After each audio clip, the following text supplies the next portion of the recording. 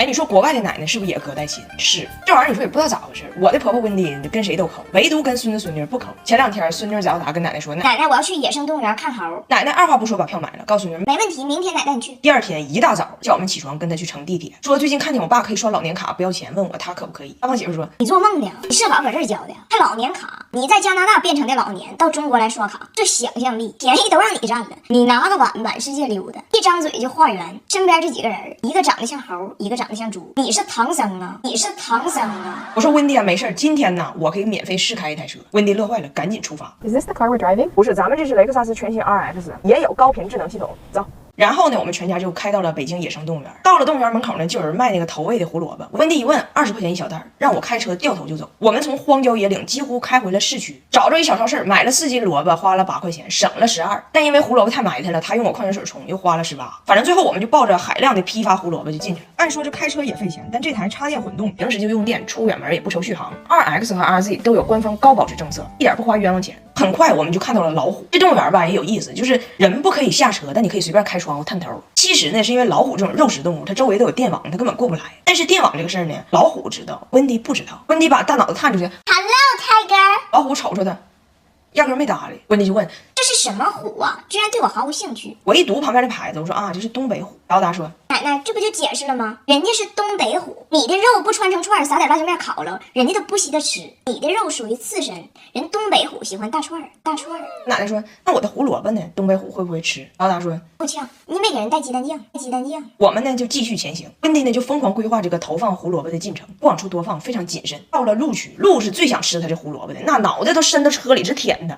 都要把它挟持了。温蒂死死抱着胡萝卜，就给2个人。前方有庞然大物，没事儿，这高频智能科技真好使，提前检测前方危险，还提供转向支持，帮我保持安全距离。最后我们手捧一堆胡萝卜驶入了驴区，这才发现这已经是最后一个区了，动物没了，胡萝卜没花了。温蒂抱着一堆胡萝卜，感觉很赔，就复盘，刚才不如给那些鹿了。温蒂就看着那驴，跟他孙女说：“你确定它是驴吗？我看这个驴长得有点像鹿，要不咱就把胡萝卜给它呗。”早达都懵了，问他爸：“爸爸，那不就是驴吗？为什么奶奶会觉得它像鹿呢？”他爸说：“女儿啊，人世间本没有鹿，给胡萝卜的人太抠了，也变成了鹿，也变成了鹿。”最有意思的是，俺家阿姨坐在前边的车里，我们马上驶出驴区的时候，俺家阿姨就从前边车里的天窗钻出来了，回头照相。温蒂看着了，把俺这车天窗也打开了，探出脑袋搁那喊阿姨。但是呢，他把阿姨这个称呼记错了，记反了。我们就看这老太太把脑袋伸出天窗，朝着野生动物园的苍穹嗷嗷喊：“咿呀咿呀咿呀！”顷刻间，驴区沸腾了。最后这一天呢，温蒂这连出去买萝卜，再洗萝卜，再招驴，耽误了很长时间。等我们开完车去行走区看猴的时候，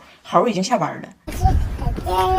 玻璃墙外门可罗雀，猴已归山。大家都很失望啊，本来就是来看猴的，猴还下班了。结果人家我儿子往玻璃门前一站，猴疯了，猴疯了。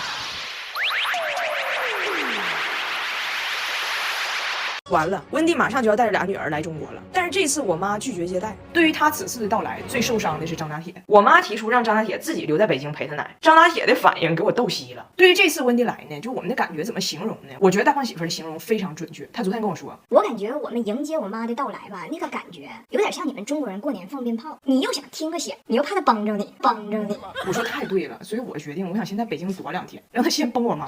结果没想到，我妈坚决不接待。温蒂那边跟大胖媳妇打电话，1米之外，我妈跟我打电话。温蒂那边在聊她对东北澡堂子的微妙情怀，我妈这边拒绝我，拒绝的非常直白。我妈告诉我，去年温蒂来那一下子，她走之后我吃1个月家药，给我都吃长个了，吃长个了。今年还带俩，我不招待。局面这个尴尬呀，我都得拿电话上那屋接去。但好在温蒂啥也听不懂，我就跟俩孩子说，我说这里边很复杂，咱们人这一辈子用3年学会说话，但要用1生学会闭嘴。您俩都不许随便翻译啊！翟小达说，好吧。拿铁，我分啥呀？我分啥呀？啥玩意呢？然后我的婆婆她已经买好了礼物，想表示对我妈招待他们娘仨的这个感谢。我没问是啥，但我个人觉得不如空手来。但是温蒂完全不知道的是，我妈跟我说，你别住我家，你就带着他们3个去住宾馆，钱我拿，我不招他们，我受不了他们闹腾。我说妈，铁岭咱家附近所有的酒店都不能招待外宾。我妈说，我就说你这孩子不会来事儿，不会办事儿，他们是不是外宾，那不前台说了算吗？你到时候咱说你提着2个火腩，你拎2箱牛奶，咱说你说2句好听话，你还不会吗？你给前台哄开心了，完你就说这仨女的是中国人，是中国人。俺们娘俩沉默了5秒钟之后，我说妈，你好意思不？妈，你就忍心让我承担这一切？那老话说得好，再苦不能苦孩子。老太太跟我算松口了，但转头就逼我二姨、我老姨、我大舅，让他们今年过节准备好，来我妈这认领外国人，一家必须认领一个。我老姨让我问一下温迪，她来了愿不愿意每天晚上给我老姨的孙子补英语？如果她愿意，她愿意收留他。我把这个问题传达了，温迪说她英语不好，反正最后一家认领一个外国人就这么定了。然后我在铁岭没有车，我还得求我爸，每天他们仨需要碰头的时候，我爸挨个站点接一下。我爸同意了，但他说中国的待客之道，整洁是礼仪，车里家里得搞干净。我打开京东让他挑，他一口气买了这些，说年底打扫都能用上。咱就说汽车用品还得是京东，年货节价格还划算。但我没明白洗车机搁家咋用，直到他这么用，最后这些事儿都算是解决了。但是我还是没忍住想逗一下张大铁。张大铁，今年过年你别回铁岭了啊！为什么？你姥说的，今年过年你就负责陪你奶，你留在北京不用回去了。他说这样的话，这样的话。哎，你们看这个老太太是谁？她是我从加拿大大老远飞来的婆婆温迪，因为和草莓园产生了贸易纠纷，她在街边卖了2小时草莓。误会是怎么开始的呢？前2天大胖媳妇下班回来，拎回来好几筐草莓，跟我说他们学校啊组织了一个活动，就带着所有学生去草莓园随便摘回来3筐。那咱知道，那肯定是学校提前就包场拿钱了，但对她来讲那就随便摘。然后她妈妈温迪就听着，什么叫随便摘？大胖媳妇说就是随便摘。第2天我们都去工作了，温迪当当敲我爸屋门，我爸一开门，温迪眼睛直勾的。我要去草莓园。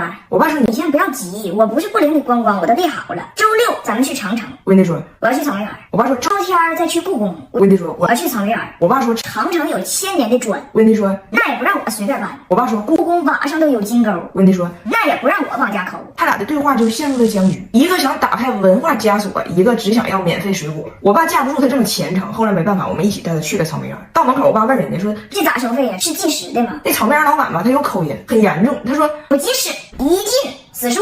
大胖媳妇以为自己听懂了呢，赶紧给他妈翻译。一进45，进了1次45，听着没？拼的是待机时长。温迪说好，然后就进去了，薅草莓薅完道说我想上厕所，可不可以出去？大胖媳妇说一进45，出去再进90，你自己考虑吧。温迪挺到最后啊，那温迪在里边那根本不是60岁老太太状态，草莓园不都一坑一坑的吗？他主攻第9坑，薅秃了都带剪子去的，最后摘了8斤，要不是上厕所憋不住了还摘呢。抱着草莓乐呵要走，在门口让人拦下了，说总共8斤，要付360。温迪一听，抱着草莓倒着原路的退回去了。跟他儿子说，你说有没有办法我能把草莓安回去？大胖媳妇说安啥呀？你心眼太实。这草莓园30行草莓，别人薅草莓都是这儿薅一个那儿薅一个，跳着薅。